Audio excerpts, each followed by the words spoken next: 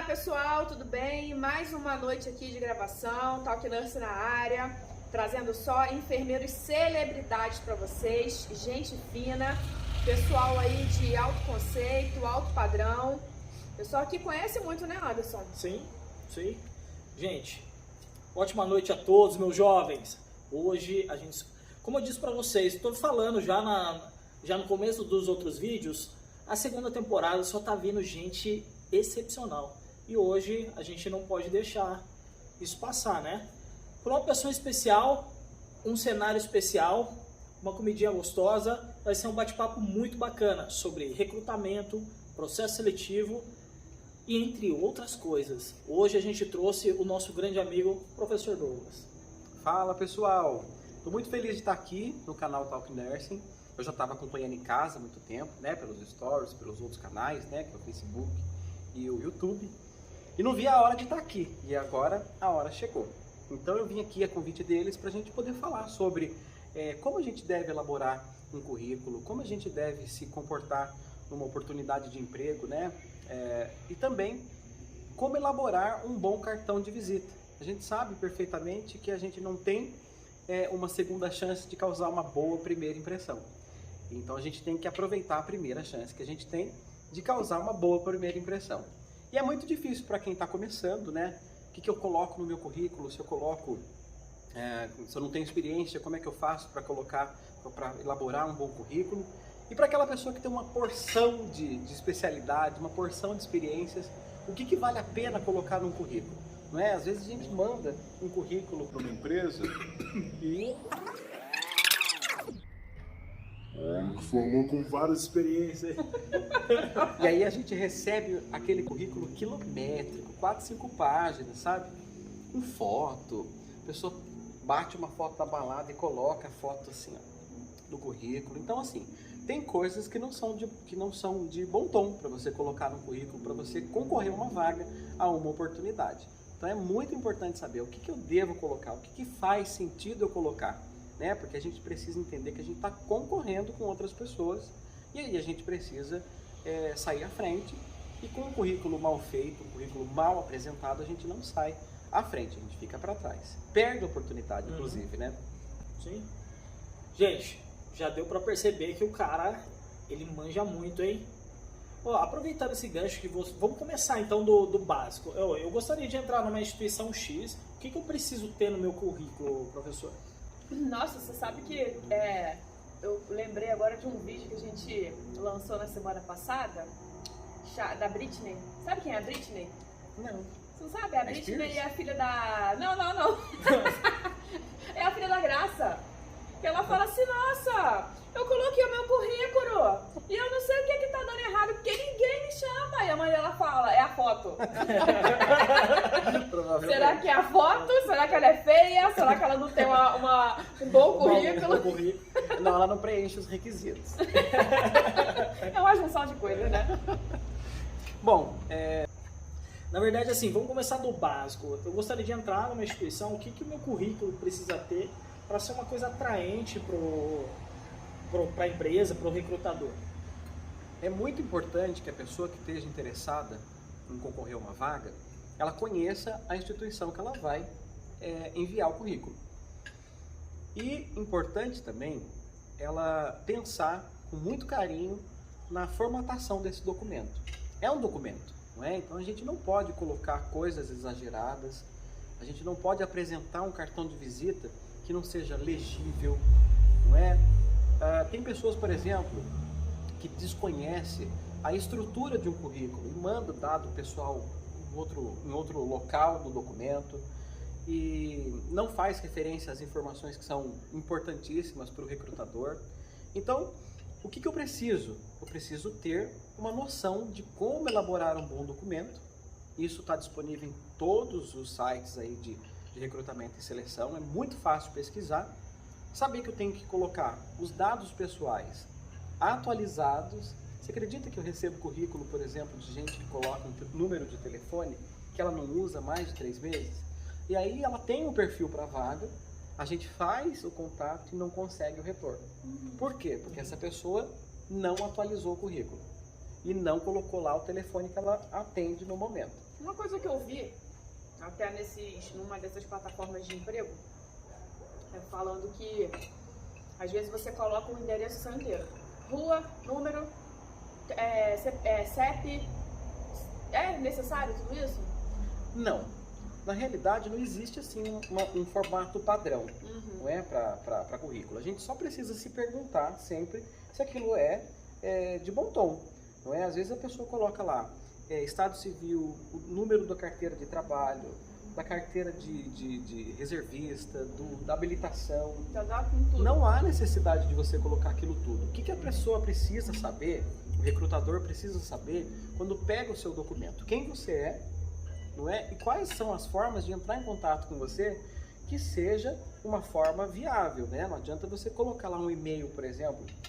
Eu recebo também, às vezes, currículos com pessoas que fizeram um e-mail quando era adolescente. Aí tem lá a gatinha de branco, underline 82. E aí... Da ENTSXW@hotmail.com. Já viu um desse? Eu já vi. Ela me falou, me manda a sua foto por e-mail. Aí quando eu olhei o e-mail, eu falei assim, isso tá em que língua? Não, mas esse daí não é o que eu uso pra... Por favor. Graças a Deus, graças a Deus. Esse e-mail que eu uso não é o e-mail que eu uso pra Eu tive que soletrar letra por letra, ainda tive chance de errar. Chegou, pelo menos. Mas eu copiei e colei. Mas assim, às vezes a pessoa vai lá e lembra daquele e-mail que ela... eu tenho tanto apego pelo meu e-mail é quando eu era mocinha. E põe lá a gatinha de branco. Não faz sentido para o recrutador. Você tem que, depois que você ingressa na carreira profissional, entender que você precisa se ressignificar.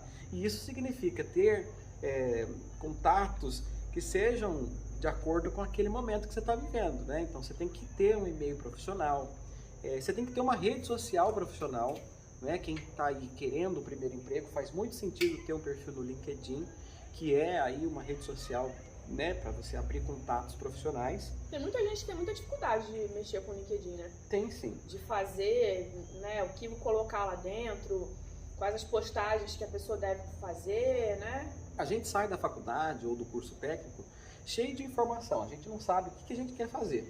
E aí a gente faz um currículo vitae, um currículo Lattes, um currículo, um portfólio, né, que são modalidades diferentes, né? O portfólio, ele é um tipo de cartão de visita, né, um documento de apresentação, mas para outros nichos, né? O portfólio serve para você mostrar resultados de alguma ação que você executou e teve sucesso, né, que vai ser importante para aquela empresa que você está disputando vaga. E o currículo vitae, né, se você pegar na tradução da palavra, ele é uma trajetória de vida, né? Mas também você não precisa contar quando nasceu o primeiro dente. Você precisa contar...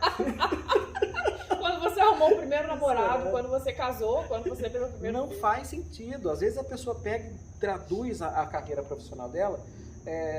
Não, vocês podem achar que é estranho, mas tem gente que coloca nome de escola assim de pré. Faz sentido? Não faz nenhum sentido. Então, por exemplo, o que você precisa? Por exemplo, um cara que é enfermeiro. O que é interessante para uma vaga? Para fazer a concorrência de uma vaga? De saber qual é a sua pós-graduação que tem a ver com a vaga, tá? De repente, se o hospital abre uma vaga para enfermeiro auditor, a sua pós de urgência e emergência faz sentido? Naquele instante pode parecer que não. O que faz sentido é você mostrar que você tem uma pós-graduação em auditoria, não é? E aí mostrar onde você se graduou, qual foi a escola que você fez, né, o seu curso, em que período você cursou. Isso é muito importante para você saber também como mostrar a sua trajetória profissional. E o currículo vitae é interessante porque ele é um resumo da sua trajetória profissional, tá? Então ele não precisa ser uma bíblia, né, para contar toda a história aí de Jesus Cristo. Não, você precisa ser muito objetivo. Outra coisa que eu tinha comentado com a Danúbia é que as pessoas têm dificuldade de escolher o seu objetivo. Pode parecer esquisito, mas o objetivo de uma pessoa é o que faz ela concorrer à vaga. Então, por exemplo, a gente sabe que a gente está numa situação complicada, né? A gente está vivendo agora já quase o segundo ano de pandemia, as pessoas estão precisando trabalhar, mas elas também não podem se desesperar. A gente sabe que o enfermeiro faz de tudo, não é? Aqui é prova do que a gente também é multitarefas. Mas, de repente eu fui técnico, eu fui auxiliar, eu já trabalhei na Copa. E aí eu coloco tudo dentro do currículo. Qual que é o seu objetivo? Enfermeiro, técnico, auxiliar, copeiro, faxineiro, eletricista. E aí o recrutador, ele olha, ele percebe que existe uma confusão de interesse. Não, mas não é, eu vou falar pra você porque é confusão. É porque como a gente é tarefista, dependendo do lugar que você trabalha, né? Você mexe em tudo. É. E aí o profissional fica confuso, porque aí não sabe o que ele O faz. que eu ponho? Eu vou botar tudo. O recrutador... Brincadeira, viu, gente? Isso aqui é só pra te dar uma descontraída. Então é muito importante que o profissional ele coloque qual é o objetivo dele. Se ele não quer colocar um cargo dele especificamente, ele pode colocar uma área de atuação. Então se ele coloca lá uma área da enfermagem, ou seja, se tiver vaga aberta no centro cirúrgico, na clínica médica, né, ou qualquer unidade de internação, a gente pode incluir essa pessoa porque ela está concorrendo à vaga. O problema é, quando ela abre o leque demais, a gente não sabe, de repente, qual é o perfil Tá tão ideal aberto que para você ela. não sabe nem o caminho. Não sabe. Então, assim, outra coisa também que não deve ter no currículo, já que você me perguntou o que deve ter no currículo, eu vou te falar o que não deve ter. Fontes muito esquisitas, sabe? Às vezes eu gosto muito de uma fonte cursiva e vou lá e meto no currículo, né? Uma foto em festa também não vale muito a pena. É porque, assim, o problema são as pessoas entenderem que aquilo ali é profissional. Não é uma coisa que é uma brincadeira, não é uma coisa que você tá mandando uma carta para a família ou tá escrevendo para um amigo. Aquilo ali existe uma organização que tá olhando para você, né, do seu perfil profissional. Então não adianta, você tem que ter um padrão para você fazer, né? Quando a gente fala de montar o seu currículo vitae, que é a sua história de vida ali, profissional, a ordem, a gente começa com, você coloca aí seu nome, né, aqueles dados pessoais ali, igual você já tinha falado, objetivo e depois? Depois é interessante você colocar a sua formação, tá? Então, de maneira muito sucinta, você coloca seu último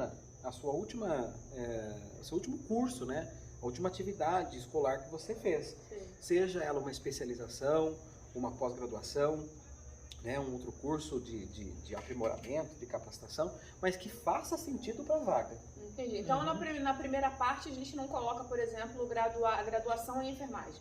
Não precisa. Não, a estrutura que você colocou ela é correta. Você primeiro se identifica. Seu nome é a sua referência. Então não dá para você colocar seu nome muito pequenininho. Tá? Você precisa colocar seu nome imponente. As pessoas precisam tomar ciência de que você é empoderado. Nossa, o nome do Anderson, então, ele deve colocar assim, Anderson Camargo. Em neon. Em neon, é. Não, neon não, gente, por favor, porque o recrutador vai olhar e vai falar, não é profissional esse currículo. Senão vai ter gente que vai colocar em neon. Não vai colocar em preto. Eu achei muito legal isso aí, porque, e principalmente na questão do objetivo. Incrível que pareça, é verdade isso, né, do objetivo.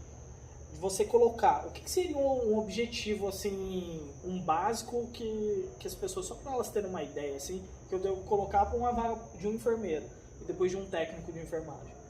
Por exemplo, se eu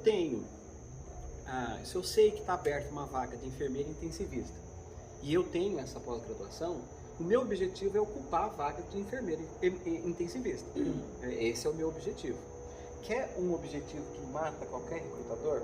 É aquele que vem com 3 linhas escrevendo: quero contribuir para essa conceituada empresa. Isso não é objetivo. O objetivo tem que ser objetivo, né? Então, por exemplo, eu me formei técnico de enfermagem. O que eu coloco lá no objetivo? Técnico de enfermagem. Ou eu coloco a minha área de atuação, a área da enfermagem, ou o setor de enfermagem. Tá? Por exemplo, tem técnico de enfermagem que trabalhou muitos anos com o neonatal. Ele não tem especialidade nisso. Então ele não tem o título disso, ele tem experiência. Então ele coloca técnico de enfermagem e lá embaixo, né, quando ele vai falar sobre a carreira profissional, a jornada profissional dele, as experiências, ele coloca lá a experiência que ele teve em neonatologia, já que não é um título, não é? Então é muito importante que você deixe para o recrutador também muito explícito qual é a sua experiência. Tá? tá? Tem muita gente também, o Anderson, que fez faculdade de enfermagem, cursou o nível superior, e mais que já tem uma bagagem muito grande de técnico. E aí ela coloca no currículo, por exemplo, toda aquela experiência que ela teve como técnico. Faz sentido? Você vai correr atrás, ele está querendo uma vaga para enfermeiro? Depende a resposta, porque no olhar do recrutador, ele está vendo você num perfil. Se a vaga for para enfermeiro, ele vai olhar para você do ponto de vista das suas conquistas como enfermeiro. Se você não tem experiência como enfermeiro, não vale a pena colocar. Porque são atribuições diferentes, né? Sim. Então a gente precisa do enfermeiro que tenha saído com o canudo na mão, mas também incorporado, né, o ser enfermeiro. Eu estou enfermeiro. Eu tinha uma professora na faculdade que ela sempre falava isso, né? Ela falava assim, falem comigo, eu estou enfermeiro, eu estou enfermeiro, eu estou enfermeiro, porque você precisa estar, não é só ser enfermeiro. Exatamente. Né? Você precisa incorporar, como você falou, de fato o que você é. Esses dias atrás eu vi uma enfermeira recém-formada falar pra mim assim, Danúbia, às vezes o técnico de enfermagem olha pra gente como um técnico melhorado. Mas e aí? Como que é o comportamento desse enfermeiro recém-formado? Para fazer com que a equipe olhe para ele, né, como um enfermeiro de fato. Porque assim, a liderança, a gente sempre tem falado isso aqui, que ela não foi ensinada a fundo porque você precisa daquela vivência e tem outras literaturas que aprofundam mais isso, né? Você tem aquela bagagem pequena dentro da graduação. Você acredita que a gente aprende a ser líder? Eu acredito que sim, que você pode aprender a ser líder. Porque assim, tem gente que nasce já com aquilo, né? Que ele já tem dentro dele, né? Ele é capaz de influenciar as pessoas aonde ele passa. Vou falar assim da minha cunhada. Olha, Sandra, eu vou falar de você aqui agora. A minha cunhada, ela é uma pessoa que ela é tão pra cima que aonde ela está, as pessoas querem estar perto dela. O comportamento dela faz com que ela atraia as pessoas para ela. Aquilo ali pra mim é liderança nata. Existe algo dentro dela que as pessoas querem estar próximas, né? Existem aqueles que aprendem a ser líder, porque eles têm uma dificuldade, no meu ponto de vista.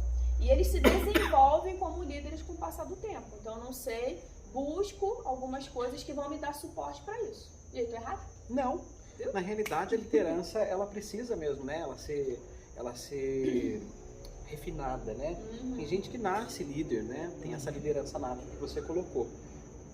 Mas também precisa, né? De alinhamento, precisa de afinação, porque senão às vezes passa do ponto, né? As pessoas às vezes não pode confundir essa liderança com autoritarismo, né? Exatamente, Então é saber ouvir equipe, é saber trabalhar em equipe. E hoje em dia a gente também tem muitos cursos, muitos profissionais que acabam capacitando pessoas para trabalhar e gerir uma equipe, né? Então é importante que as pessoas queiram também aprender como fazer liderança de equipe, né? Não, então, mas quando a gente estava falando aqui agora a respeito disso, né, de você estar incorporado ali no enfermeiro, é o próprio acadêmico de enfermagem e o recém-formado entender que ele precisa virar essa chave para que o profissional, o técnico que está trabalhando com ele, consiga enxergar ele, olha, ele está chegando aqui agora, acabou de sair da faculdade, mas ele tem uma postura. Sim.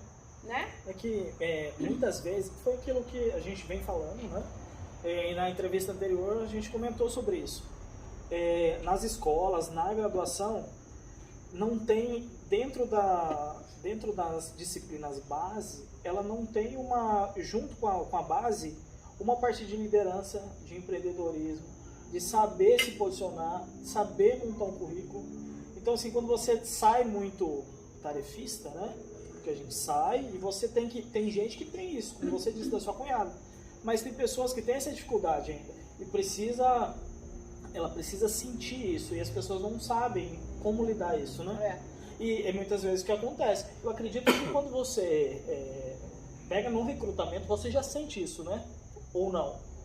Através de um currículo a gente já consegue perceber a pessoa empoderada, o profissional que ele é empoderado. E a gente consegue perceber também quem passa do ponto, que também é uma característica negativa.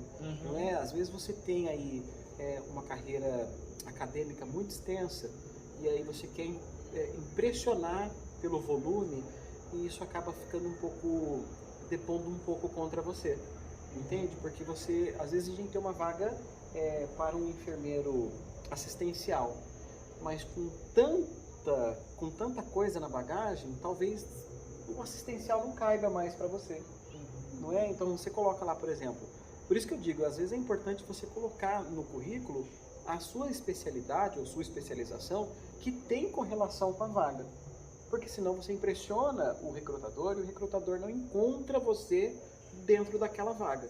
Mas surgiu uma coisa aqui agora que eu acredito que as pessoas em casa devem estar pensando a mesma coisa. Por exemplo, eu vou lá e cadastro o meu currículo, mando por e-mail, né? Ou eu entrego pessoalmente na organização. Às vezes, você entrega sem saber qual é a vaga que está disponível, porque a empresa não colocou. Isso. E aí, como é que você coloca a descrição exata da vaga que você está ali pleiteando, tendo em vista que você não sabe?